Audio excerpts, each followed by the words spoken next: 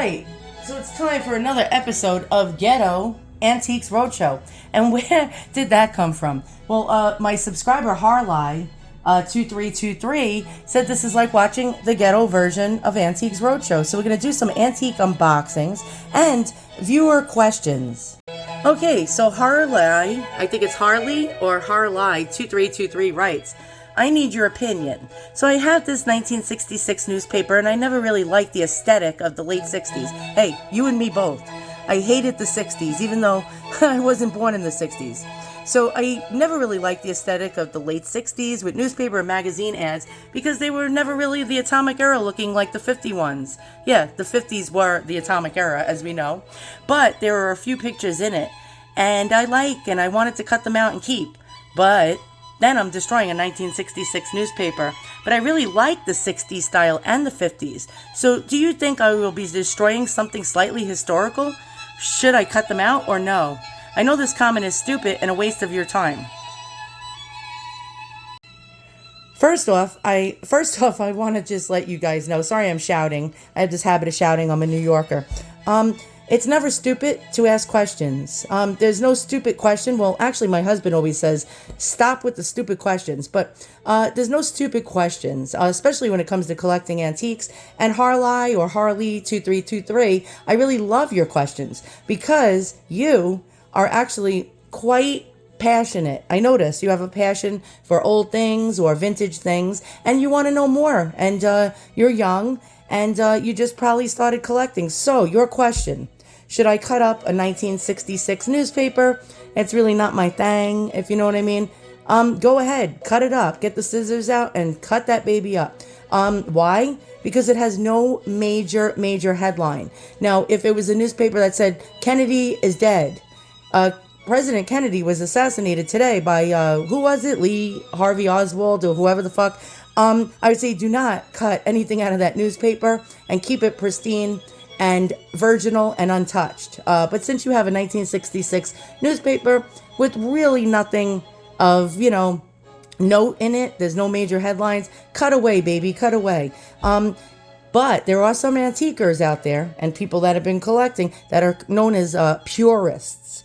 And they really take this, this passion for serious. And they get really irate and really angry when somebody alters anything historical in any way. But that newspaper has no intrinsic value at all, only to you. It could be what it was originally costing at probably about a penny. And that's all it's worth, unfortunately, since it has no major headlines in it. So if you like pictures in it, cut them out, frame them, do what you want with them. Make a scrapbook. That's like all Gucci. Okay, so let's get into our unboxing. Now, if you have viewer questions, and again, I am no expert on antiques, but I've been collecting for about 26 years, I'd say, at least. I have a little knowledge in it. I would love your questions. I really enjoy people that are passionate about old things. All right, let's get the scissor out and get unboxing. Oh, shit. Hold on a second. I forgot to put my Vivaldi on. And let's do like the ghetto version of Vivaldi with beats, because this is Ghetto Antiques Roadshow. All right, hold on. Let's do this. And we'll get these boxes open. See what I ordered. Here we go. All right, so we're going to get some beats going on. And here we go. Oh, I didn't want you crack maniacs out there coming to my house. I almost showed you my address. It was almost a reveal. Oh, shit. I cut towards myself. Never do that, guys. Never do that.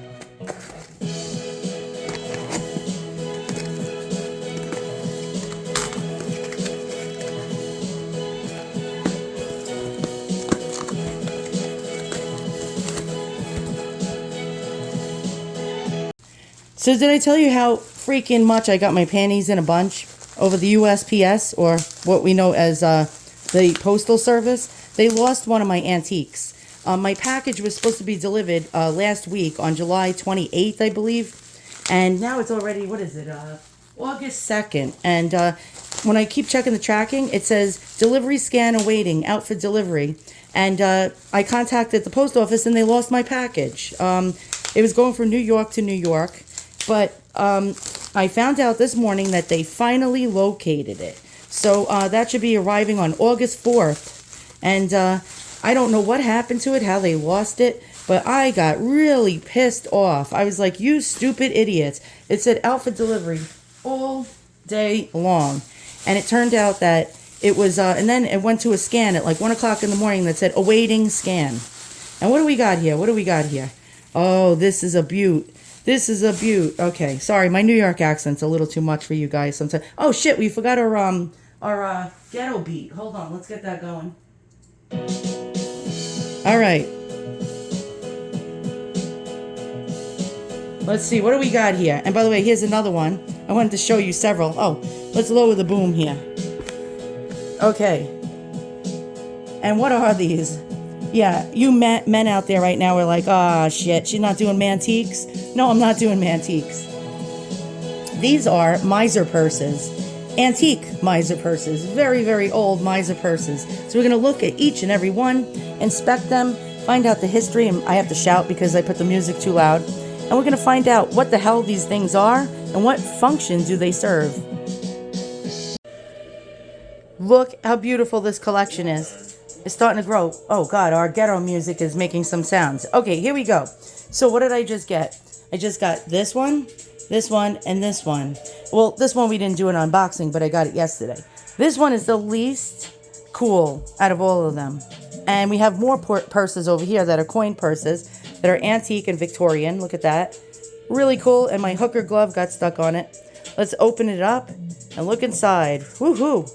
All right. Why were they so small? Question number one that you might have. Because people didn't have large money like we had. They could walk around with coins, and they just needed teeny tiny little pouches or purses because they didn't have a lot of shit to lug around with them. And this is really old, also made out of agate. Look at that. Agate stone. Very, very nice. Okay. And so what are miser purses? Miser purses were actually popular starting in the Middle Ages and actually went through all the early 1800s, through the mid-Victorian, all the way to the end of the Victorian era, into the 20th century. They waned in popularity in the 1920s. How old are these? It's hard to tell. But from my research, I found out that these steel-cut beads, let's go ahead and check these out, were popularized in around 1850. They were made earlier, but these type of steel-cut beads were really popular starting in about 1850 and onwards. How do they function? So let's show you. They have rings, and they have two stocking toes on each end. Sometimes one end is rounded, and the other end is square. Well, why is that, you ask? Because in the dark, if a lady was in a carriage and wanted to pay her cab fare, she would feel around and say, oh, the round side has the higher denomination coins, like gold, and the square side has the gold coins or the larger denomination coins. So she could just feel around in the dark. So you move the ring, and then you have a slit, and it opens up that way. You drop a coin in one side, right down the hatch into the toe, and you move the ring, and you do the same on the other side, and you drop your coins in that little slit, and let's open that up. And so it would go into the toe of this part.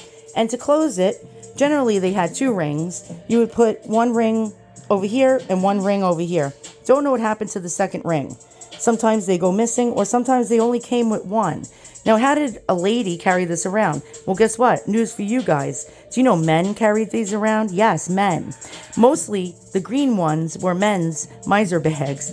Men favored the color green. Green is actually the most popular color in miser bags if you're collecting, followed by blue and red. Red came more towards the mid-Victorian era. Actually, the Regency era too, so I'm wrong. But yeah, so green, blue, and red, most popular colors. Most popular color, number one, is green. Men carried these purses around, placed them inside their sleeve or inside their pocket, and women carried these in the garters or the undergarments of their skirt. They had it folded over, and they actually were able to get it out through their garter, or if they had a waistband or a belt, they actually slung this over the side of their waist and could fetch a coin quite easily that way. Or a lady would just carry it around like so. And here we go. She would just walk around and swing this baby. And that's pretty cool. So really fast, let's check out the details on these. Now, how old are they? I don't know. I'm not an expert. But generally, they had tassels on both ends of the foot. So here you go. Let's check that out. Sometimes they would be metal, like that.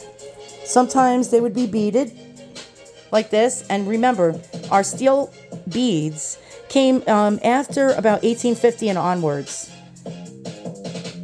Some of them came with square ends on both sides. Some of them came with round ends on both sides. Some of them came with one square end on one side and one round end on the other. This one is blue. It's sort of plain, nothing special. Again, we have the slit in the center. You move the ring, place the coin in the little slit, and voila. Okay, the one that I just got was this one. And let's check it out. So we got those steel cut beads. Really pretty. We got 2 rings. We got this really cool metal tassel, probably made out of sterling silver or silver plate. And we have this beautiful beaded design on both ends. Here we go. And it's sort of green in color. Close up it looks teal, but far away it is green, I can assure you. Like a forest green, actually. And on the back side, you got 2 of these patterns, again. Really cool. Next, let's get the next one that I just got. And it's blue. And it's a really pretty blue color. And you got very similar characteristics to the green one. We got the steel beads right there. We have the tassels. We have the rings right in the center. And this is like a mesh net, almost like a knitted material. Some of it was made out of like a silk knit. But it's like almost like mesh. Really, really cool. A lady would be rocking this sucker around town. And these generally sell.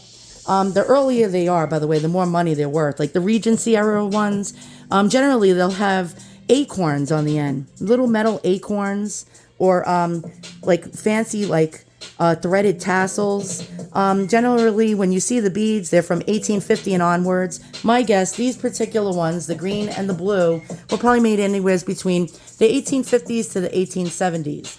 This one, probably about the 1860s to the 1880s. This one, anywhere between the 1870s to the 1880s. This one, probably about the early 20th century or late Victorian, like 1890s. And what do we have here? A string purse. And a lot of people erroneously call these miser bags.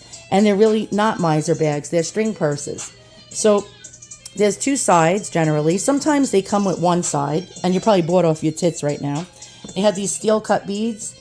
And you'd open up each side of the pouch. And what do you see in there? Strings. And I'm going to show you how actually frustrating as shit this is to open.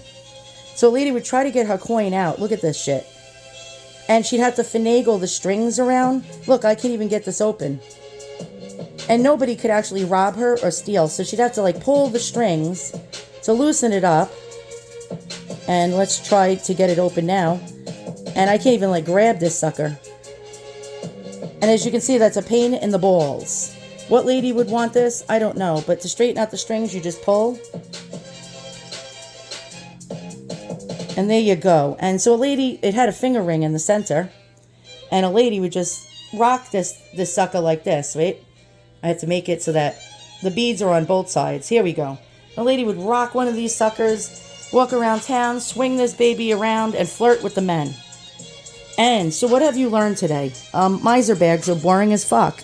But I hope you enjoyed my Ghetto Ratchet Antiques Roadshow. Why did they call them miser purses? Basically because... I don't know. I guess because it was made out of a sock when they first came out in the Middle Ages. And you would throw a coin in the toe of a sock. I guess that's why. Don't know, don't care. But these are quite lovely, beautiful. You got to see them all here. Price-wise, what are they worth? If you get this from a highfalutin antique store, these would sell in probably the $200 to $250 range each, except for the boring plain one right here. But on eBay, I get them somewhere between $25 to $50. Sometimes a little higher in the $75 range. But retail, expect to pay at least $200 for a good example. One with all its fringe and all its beads, with nothing missing, no holes, rips, or tears. And that's all we have here. Thanks for watching. So long. Questions, write them in the comments below. And I love your questions. If you have questions about any kind of antiques, please write and I'll get back to you all. So long.